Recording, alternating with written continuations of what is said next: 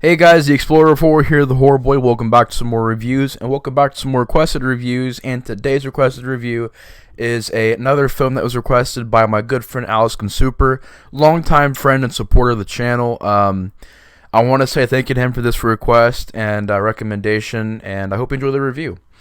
And today's review, he wanted me to review Schramm. Now, this is a film that I know he listed a lot of movies, but this is one that really stuck out to me because he mentioned that it was a similar type movie to Henry Portrait of a Serial Killer, and after watching it, I can definitely see where he's coming from. But Schramm is a German horror film from 1993, gets a 5.8 on IMDb.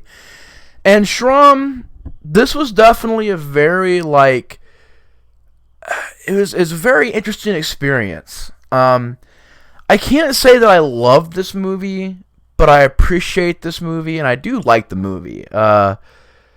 It's a very artsy movie, artistic movie. It's definitely very shocking, definitely very just disturbing and even gross at certain points. Overall, a pretty decent film for me.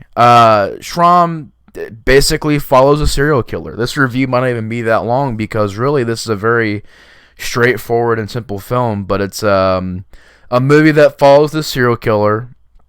You're kind of living in, I guess you could say, maybe his memories or maybe his thoughts. It's a very artsy movie, so you gotta take a lot of that. There's a story there, like a loose story, but a lot of it is, hallucinations by this killer, being around this killer, seeing what his day-to-day activities are. Very similar to Henry Portrait of a Serial Killer, but definitely not a ripoff. Definitely a very unique experience of a film. And I would say is a little bit more experimental as far as the camera work, as far as the music, and as far as the events that happen in this movie. It's definitely a far more experimental film than Henry Portrait of a Serial Killer was, or even Maniac from 1980. This one's a lot more about the visuals and the audio and the things they show you on the screen to shock you. It's definitely more about that rather than a story. The story is very basic. It's just a serial killer. You see him mostly alone. The movie is mainly about him being alone in his room, and he's this guy who gets nervous around women.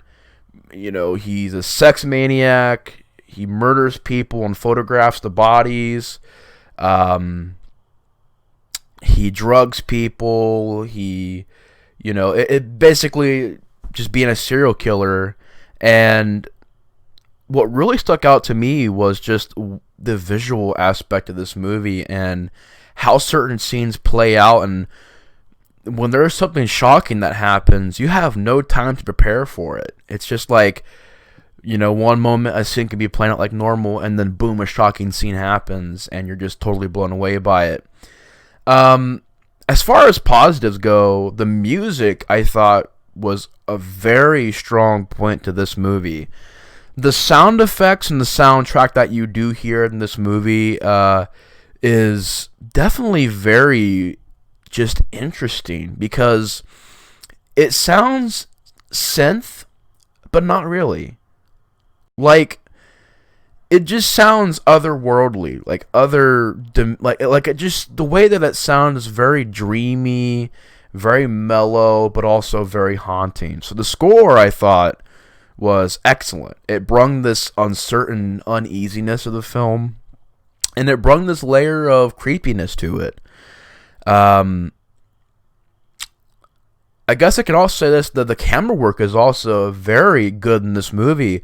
The direction of certain scenes, how a camera will be right here and it'll either go all the way up in the air to behind the character, and then the camera angle changes and it'll be like from over here. Like a lot of Sam Raimi type shots and camera work that I thought was very interesting and well done. The movie visually looks really good. There are a lot of scenes to me that stick out when I first watched this movie. I actually just got done watching this movie, and the ending scene where the killer is in the afterlife, maybe you could say he's in the afterlife, and maybe he meets whatever's in the afterlife. Just the image of that, of this, like, you see like an image of this horse, and there's mist everywhere, and you see this figure, this shadowy figure in the mist.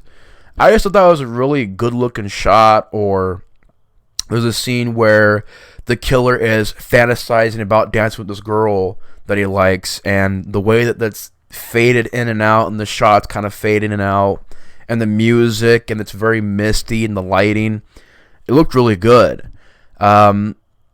Also, the acting wasn't too bad in this movie. There's a few spots where the acting does get a bit shoddy, but not terrible acting either, especially from the lead character. The guy who plays the serial killer did a good job playing a very quiet. This is definitely more of a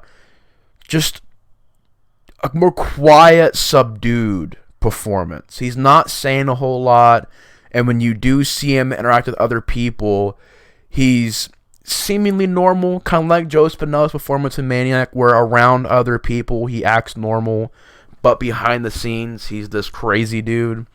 But he's a more closed-in, subdued character, and not this totally whacked out, talking to himself and, rocking back and forth in the corner. Like, not really like that. More just this really cold, subdued character that doesn't really seem to have, a soul to him or a life to him. He's just driven by sex and murder and mayhem and just all this crazy stuff. So I'll say the lead actor did a pretty good job. The girl that he's in love with, I thought she did a pretty good job.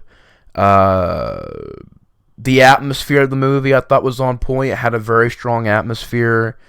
There are certain scenes that you just will not forget that stick out a lot. It's got a very unique energy to the film, and certain scenes are definitely unforgettable. So some good scenes in there. As far as things I didn't like, there's a couple shots or scenes in this movie that do play out a lot. Like, there are shots where he's cutting up these sleeping pills. He's going to drug somebody their drink. He's going to drug their drink. So it's literally like a 5-minute shot of him just cutting these pills up and putting it in the drink and mixing the drink. Or you have random shots of like people jogging and our character, the killer, just jogging through the forest.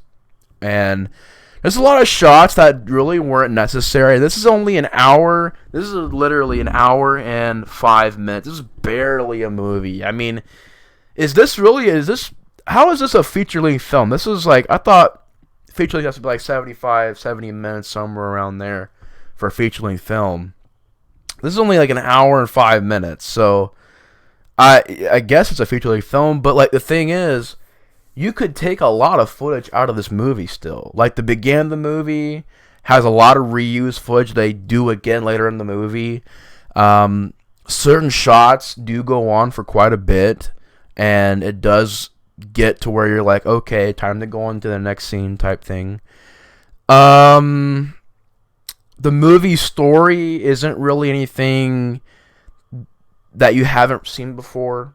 It's just this killer killing people, stalking people. He's crazy. So the story really isn't that, different from anything else you've seen. I'm trying to think. I really can't think of any other things I didn't like. It's just a movie that, well, first of all, I do want to say this is a very graphic movie. Like, there's a lot of scenes of, like, graphic nudity and a lot of nut busting in this movie. A lot of nut busting and people beating the meat in this movie. So that's in this film. It's a very graphic film as far as gore goes as well. It's very violent. There are certain scenes that are just very grisly and hard to watch that are just insane. And like I said, when these scenes happen, you have no time to prepare for these scenes. So when they happen, they shock you, and it's crazy. So this movie is very graphic. I will warn you guys about that. It's a very graphic movie. Very gory, very violent, very disturbing. But overall, I could say I think the movie's decent. I didn't love it, didn't hate it. It's definitely one that I would say I like Henry Portrait of a Serial Killer a lot more, because that one I thought had, just as a film, I thought it was a little bit better. But Schramm, definitely not a bad movie. Decent little flick. I definitely recommend it. I've never heard this movie before, ever. So the fact that AlkisenSuper recommended it, I really appreciate that. It's always cool experiencing new films and getting out there and watching movies that, and it's always cool to go into a movie that I don't know anything about. Like, literally, I didn't know nothing about this movie. I didn't know a thing about this movie. So going into it, it was a brand new experience. So I can always appreciate that. So AlkisenSuper, I really appreciate all the support over the years. You're an awesome friend, and thanks for the request recommendation. This was definitely an experience of a film. But if I were to rate it, I'd probably give it a 6 out of 10. Decent film. Has its issues, though. There are certain scenes that play out a little too long. There's a lot of people beating their meat in this movie, and people busting nuts in this movie, so there's that in there. To me, it's very artsy, and not much of a story is there. But I will say it's gory, it's disturbing, it's thought-provoking, and definitely a decent film. But anyways, guys, thanks so much for watching my review. Definitely let me know your guys' thoughts on this from the comments below. If you've seen this movie, if you haven't, check it out. It's definitely a very unique film.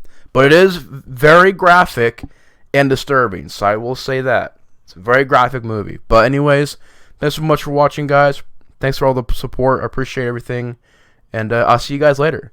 The Explorer of Horror is out. Peace!